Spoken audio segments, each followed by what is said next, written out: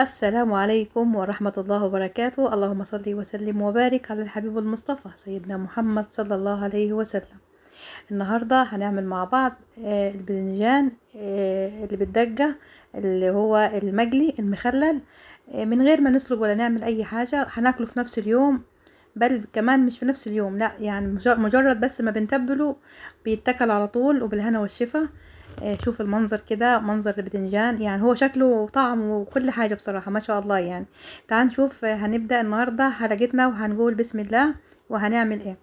انا جايبة بصراحة كيلو، يعني جبت كيلو باذنجان اسمه باذنجان عرايسي، بتنجيه بره من عند بتاع الخضار وقولي له عايزة باذنجان اللي هو الصغير ده. تمام، عشان ده اللي هينفع معانا في الجلي، وهي يعني هيطيب معاكي بسرعة او هيستوي معاكي بسرعة، لان هو بيبقى بص حجمه صغير زي ما انتوا شايفين كده. انا بشيل العرش بتاعه من فوق، وبعد كده بنزع العرش يعني بقطعه، وبعد كده بفتحه بديله فتحة في النص كده عشان خاطر اقدر بعد كده لما اجي اجليه في الزيت. بعد كده ما اقدر يبقى سهل عليا ان انا اقدر احشيه بعد كده. هعمل الكيلو كله بالمنظر ده، كل البدنجان معايا هعمله بنفس الطريقة كده. اهو بنوريكم الفتحة. فتحة بشجها شج كده يعني في البدنجانية. خلصت الكمية كلها، انا الكيلو كله خلصته اهو زي ما انتوا شايفين كده. بروح بعد كده اديله شطفة، طبعا بما ان احنا شلنا العرش اللي فوق ده، فهتلاقي فيه طبعا فيه ميكروبات، فيه حاجات لازم نديلها شطفة كده على الحنفية بالماء يعني بالمية. شطفتها كويس شطفة حلوة ونشفناها، عشان مش هينفع نستخدم البدنجان وهو فيه مية في الزيت. مش هينفع، لازم يتنشف كويس. فبعد كده جبنا طاجن على النار او طاسة يعني، بنحط كمية زيت يعني معقولة كده، وبنحط البدنجان بتاعنا بنقليه. مش بياخد كتير على النار على فكرة يعني، وقت كتير على النار لا، يعني هو على الناحية دي شوية وعلى الناحية دي شوية، مش هنكتر. يعني هنا نص دقيقة هنا ونص دقيقة هنا، يعني على بعض كله السوا كله دقيقة دقيقة ونص، يعني هو عشان هو صغير فمش مستحمل يعني. انا مش عايزاه بس غير ان هو يعني كده يطرى معايا وياخد لون كده زي ما انتوا شايفين.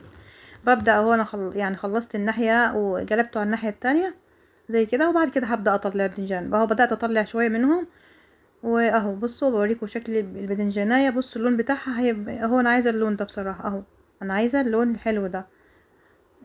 بطلع الكمية كلها خلاص كده تقريبا، انا يعني كده خلاص خلصتهم خالص. هي طريقة سهلة وما فيهاش اي حاجة، بس هتاخدي طعم بدنجان مجلي، طعم بدنجان مخلل بدنجان، طعمه تحفة تحفة يعني. هنشوف بعد كده التتبيلة بتاعتنا. هنحط له التتبيلة. معايا توم، معايا طماطم، معايا ليمون، ومعايا فلفل، ولسه في مكونات تاني برضو هنتعرف عليها دلوقتي، بس انا هبدأ احط دول الاول. واحط الفلفل بتاعي، وبعد كده احط طماطم. يعني انا واخدة 2 طماطمايه، واخده توم اهو، يعني ممكن زي ما انتوا شايفين، ممكن اللي هو فص ثوم كامل يعني.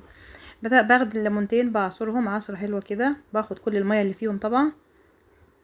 الخلطه دي جميله جدا، يعني جميله جدا جدا في البدنجان لما بيتقلي بيديه طعم جميل جدا.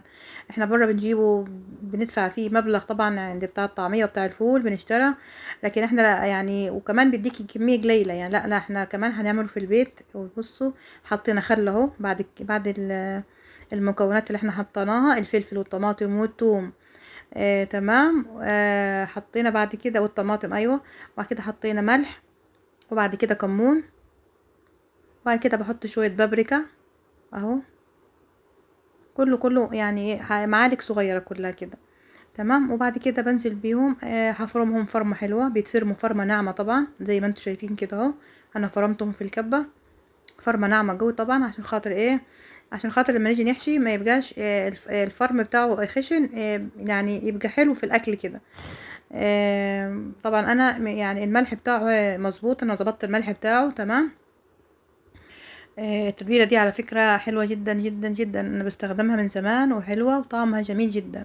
وبتاكلي في نفس اليوم على فكره بتنجان حلوه، ولا هتحتاجي بتنجان تسلقيه على النار، ولا تاخدي وقت بقى تاكليه بعد يومين والكلام ده. لا، انت الطريقه دي بتخلي البدنجان وطريقه سهله، وهتاكليه في مش في نفس اليوم كمان، لا ده انت بتاكليه كمان يعني بعد ما بتخلصي، يعني ممكن تحطيه نص ساعه او ساعه كده يرتاح في التتبيله بس كده عشان يشرب من التتبيله، وبعد كده تاكليه.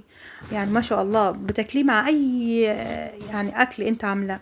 دي من نوع من المقبلات، يعني ده حاجة نوع من المقبلات. احنا لما بنشتري حاجة من بره بيدينا هو في مطعم في حاجة بيديك اللي هو المخلل ده، فده نوع من المقبلات يعني حاجة جميلة. بصوا انا بوريكم يعني بصوا حاجة جميلة جدا، وخصوصا بعد ما بيبقى يتحط ساعة. الطعم ما اقولكمش طبعا. لو خدتلك كده شويه بطاطس، صوابع كده حمرتيهم مع مثلا شويه بيض، طجشتيهم كده، الله لما دول كده، او شويه فول شويه عدس، اي نوع طبخه انت عاملاها بتاكلي. بصوا المنظر حاجه ما شاء الله اللهم بارك. كان عندي فلفل، رحت جالياهم معاهم زي كده وفتحته، ورحت قلت ان انا استغل بقى التتبيله الحلوه دي، ورحت تبلت الفلفل الجميل بتاعنا ده. لهواة وعشاق الفلفل المشطشط طبعا، في ناس بتحب الفلفل المشطشط. انا عملت على حسب، يعني انا عيال بيحبوا، انا مش ماليش جو في المشطشط، بس انا بحب اعمل طالما الحاجه قدامي وكده، لا بعمل بالمره يعني. وطلعنا احلى طبق مخلل بدنجان بيتاكل معاكي في نفس اليوم، في نفس يعني ما فيش ساعه وتاكلي منه حاجه. بصراحه طعمها كان جميل. يعني جربوها، الوصفه جميله جدا وسهله بمكونات بسيطه جدا، وما فيهاش اي تعقيدات ولا حاجه، وحاجه جميله وتاكليها كده ومقبلات حلوه على الاكل. ان شاء الله كده. لو لغايه دلوقتي حبيبتي بتشاهديني وحبايبي المتابعين بيشاهدوني، يا ريت المتابعه سبسكرايب، واعملوا لنا كده، دوسوا على زر الجرس للكل ان شاء الله عشان يوصلكم كل جديد، واعملوا لنا كده اعجاب على الفيديو ان شاء الله، وشير يا رب كده، وكومنتاتكم الحلوه، الكومنتات الحلوه اللي بتبسطني وبتشجعني ان شاء الله كده. يتفضلوا شويه، بصوا اتفضلوا يعني تبقوا معايا شويه تتبيله حطيناهم على الوش كده. يا سلام على الطعم والريحة اللي كانت، يعني ما اقولكمش ريحة البدنجان مع الثوم والخل والليمون حاجة ما شاء الله. يعني جربوا الحاجة دي جميلة جدا والله في البيت. مش هتستغنوا عنها في أي أكلة، في أي أكلة مش هتستغنوا عنها. دمتم في سعادة وراحة بال جميعا يا رب، والسلام عليكم ورحمة الله وبركاته.